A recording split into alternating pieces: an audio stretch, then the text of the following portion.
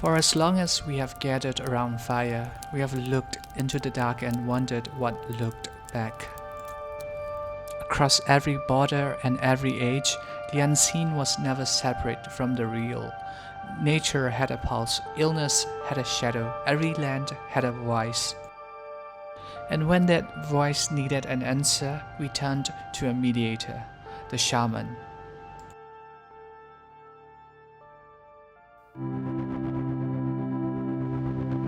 Lakes had their guardians.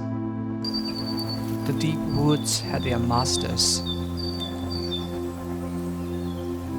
Đau na mà mù bấy mới chỉ đó sai. Đây cái là ngọc rõ xong ngày khảo e. Oi, garnet wa get ai kun lo.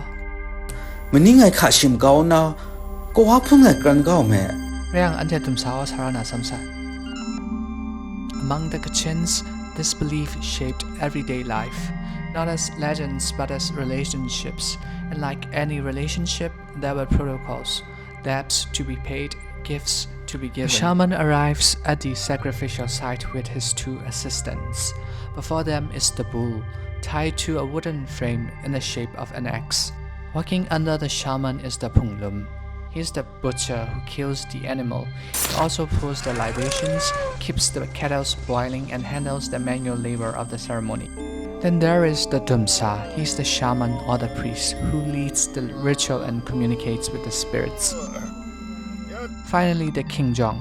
He holds more seniority than the butcher. He's responsible for building the altar and selecting the specific cuts of meat for the offering. The ceremony is a long negotiation. It begins with praise and a dialogue between priest and spirit to state the case. Once ancestral rules are satisfied, the sacrifice is made and distributed. Finally, the spirit is asked to return home, leaving its protection over the living. The Kachin spirit world isn't chaos, it's an order. A world of strict protocol based on power, distance, and domain. At the summit is Gregasang, all-powerful, all-seeing but distant. He receives no daily sacrifice. Then the sky spirits, they wield the rain and lightning, hold the power of the harvest. Then the ancestors, they guard the house, but their favor is fragile. Ignore them and they pinch the living. And then the Garnats, the spirits of the earth who claim the rivers and jungle pets.